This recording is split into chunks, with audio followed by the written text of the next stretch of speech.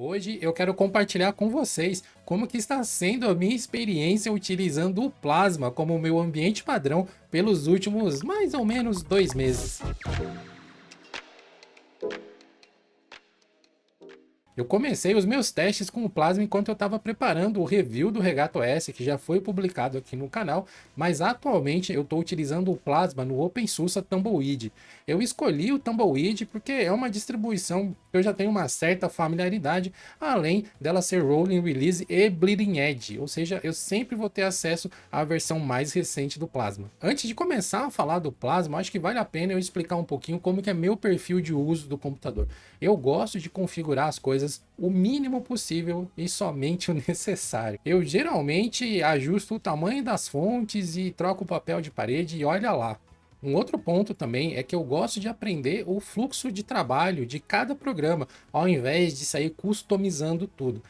Eu já faço isso há bastante tempo por um motivo bem simples. Ao invés de sair customizando o programa e mudando todo ele para funcionar como eu gostaria que ele funcionasse, quando eu aprendo como que o programa funciona, como que é a proposta dele, eu posso reutilizar esses mesmos conhecimentos em outras máquinas, em outros sistemas operacionais, sem ter perda de produtividade, porque o sistema não está configurado do jeitinho que eu gosto.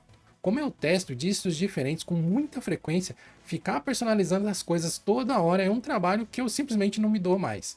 Por outro lado, eu entendo que a customização, que a personalização faz parte da experiência do Plasma, mas eu realmente preferi customizar o mínimo necessário e ir aprendendo os fluxos do programa. E conforme for necessário, conforme o meu aprendizado do Plasma avançar, pode ser que eu faça mais algumas personalizações no futuro. Para esse meu experimento com o Plasma, eu coloquei algumas regrinhas aí.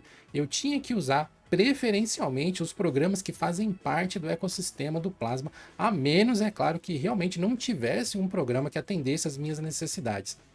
E um outro ponto também é que eu precisava aprender o Plasma e não customizar ele para funcionar como o GNOME, como o Windows ou como qualquer outra coisa. Uma das coisas que mais me pegou no começo é que o comportamento de troca de janelas no Plasma é um pouco diferente do que eu estou habituado no Gnome. Isso fez eu me perder um pouquinho ali no começo, mas eu já estou me habituando. Uma outra coisa que também me pegou no começo foram os atalhos de teclado. Faz muito tempo que eu utilizo o Gnome como meu ambiente padrão e isso já criou uma memória muscular muito forte. Volta e meia eu tô aqui trabalhando e tento usar um atalho de teclado e nada acontece ou acontece alguma coisa totalmente diferente do que eu queria, e aí eu percebo que eu usei um atalho do Gnome, não um atalho do KDE. Para aprender os atalhos certos e resolver esse problema, eu fiz algumas pesquisas. Por exemplo, eu fui ler a documentação oficial do Plasma lá no site oficial do projeto. Eu também procurei na internet de forma geral, e inclusive eu encontrei esse guia visual aqui com esse mapa do teclado do KDE Plasma lá no Reddit que eu achei muito maneiro. E é claro, eu também entrei lá no programa de configurações do sistema para ver quais eram os atalhos que estavam disponíveis. Eu fui repetindo esse comportamento para outros programas sempre que foi necessário. Felizmente a documentação do Plasma é muito boa e até agora eu não tive maiores problemas com isso. Agora deixa eu mostrar alguns dos poucos ajustes que eu fiz aqui no meu ambiente desktop. Para começar, eu desativei a confirmação do menu de energia. Sabe quando você clica ali no menu iniciar e vai lá em desligar ou reiniciar? No Plasma e na maioria dos sistemas operacionais, depois que você clica numa opção, ele pede para você confirmar se você realmente quer fazer aquilo. Como raramente eu clico nesses ícones por engano, eu já deixei desativado essa parte de confirmação para que se eu clicar no desligar, ele desliga, se eu clicar no reiniciar, ele reinicia, simples assim. Uma outra coisa que eu mudei também foi o recurso de salvar a sessão de trabalho. Eu não sei se isso é uma particularidade do Tumbleweed ou se o Plasma 6 por padrão é assim, mas toda vez que eu desligava o computador ou suspendia a máquina, ele salvava a sessão de trabalho e quando eu entrava novamente, ele restaurava, os programas estavam abertos, enfim, ele dava a opção de continuar de onde eu parei. Isso é bem legal para quem realmente gosta dessa coisa de continuar de onde parou. Mas no meu caso, eu não tenho só um fluxo de trabalho, eu tenho vários fluxos diferentes. Então, retomar de onde eu parei nem sempre para mim é produtivo. Muitas vezes, começar do zero é o que eu preciso para aquele fluxo de trabalho que eu vou executar naquele momento. Então, eu também desativei isso no KDE Plasma.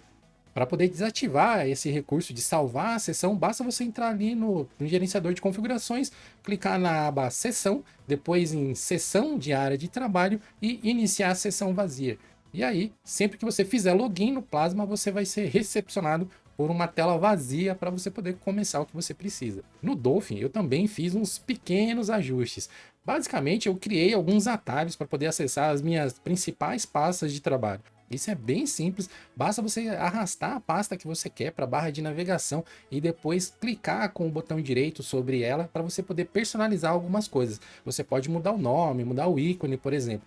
E aqui vai uma dica que eu achei bem interessante para você deixar a sua barra ali de favoritos mais organizadas, que é você criar um espaçador falso. Para você criar esse espaçador falso, basta você arrastar qualquer pasta que você quiser ali para a barra de navegação, colocar um ícone que você queira, genérico, que não chame tanta atenção, e lá no campo nome você vai preencher apenas com um ou dois espaços. Você não pode deixar ele vazio, que aí você vai conseguir essa separação visual entre os seus itens dos favoritos e a sua barra de navegação vai ficar bem organizada. E para finalizar essa parte sobre o Dolphin, que é o gerenciador de arquivos do Plasma, eu fiz mais dois pequenos ajustes. Eu aumentei o tamanho dos ícones e das prévias lá na visualização padrão, que é a visualização que eu mais utilizo no dia a dia. E eu também configurei ele para sempre abrir uma seção limpa, ao invés de abrir já retomando da última pasta que eu acessei. Bom, e falando agora da parte de terminal, eu precisei fazer alguns ajustezinhos no console, que é o emulador de terminal do Plasma. Eu gosto de utilizar o Fish como meu shell padrão, então eu precisei entrar lá nas preferências do console e criar um novo perfil definindo o Fish como shell padrão. Ah, e aqui vai também uma dica extra. Isso não tem exatamente relação com o Plasma, mas é uma coisa que me ajuda no dia a dia, então quero compartilhar com vocês também. Sempre que você abre o Fish, ele mostra ali uma mensagenzinha de boas-vindas. E isso é meio inútil, não serve para nada. Então eu desativei isso no Fish. Para você poder desativar isso no Fish é bastante simples. Basta você entrar lá no arquivo de configuração que fica dentro da sua home, na pasta .config/fish config.fish e adicionar uma flagzinha, adicionando essa linha que você vai ver aí na tela. set espaço "-g espaço fish underline greeting. Basta você adicionar essa linha, salvar o arquivo e na próxima vez que você abrir o Fish, ele vai te apresentar um terminal limpo, sem nenhuma mensagem de boas-vindas, nada do gênero. E uma outra mudança que eu fiz para ajudar aqui na minha produtividade foi mudar as opções da ferramenta de captura de tela padrão do Plasma, para que ele não capturasse e nem salvasse nenhum tipo de imagem toda vez que eu abrisse a ferramenta, que ele só salvasse alguma coisa quando eu pedisse para ele fazer isso. Como eu capturo muitas telas para tutoriais e muitas vezes eu não quero capturar a tela inteira, eu quero fazer um recorte personalizado, alguma coisa assim, essa captura automática que ele fazia acabava não me ajudando e era só um arquivo extra para eu ser obrigado a apagar depois.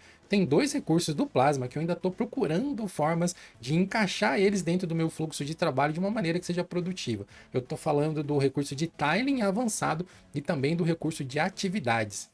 Caso você não conheça esses dois recursos, com o tiling avançado, você pode definir layouts personalizados para você poder organizar as janelas em um monitor ou em múltiplos monitores.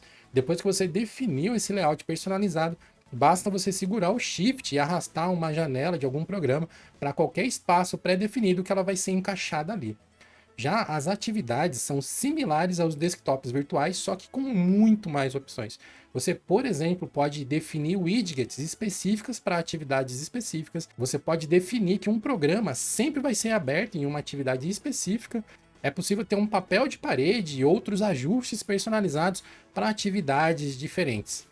Eu acredito que o recurso de tiling avançado e também as atividades são ferramentas bem poderosas, mas eu ainda não consegui achar formas práticas de encaixar eles dentro do meu fluxo de trabalho. Se você utiliza esses dois recursos no seu dia a dia, ou um deles que seja, deixa aqui nos comentários uma dica aí de como que eu posso aproveitar eles também. Tem sido uma experiência bem interessante usar o Plasma nos últimos meses como meu ambiente padrão. Eu entendo e espero que vocês também entendam que todo aprendizado exige uma certa curva de esforço ali e eu ainda estou me adaptando a algumas particularidades do Plasma. E para você saber como que essa minha jornada com o Plasma começou, eu recomendo que você assista o meu review do Regato OS clicando nesse card que vai aparecer aqui ao lado.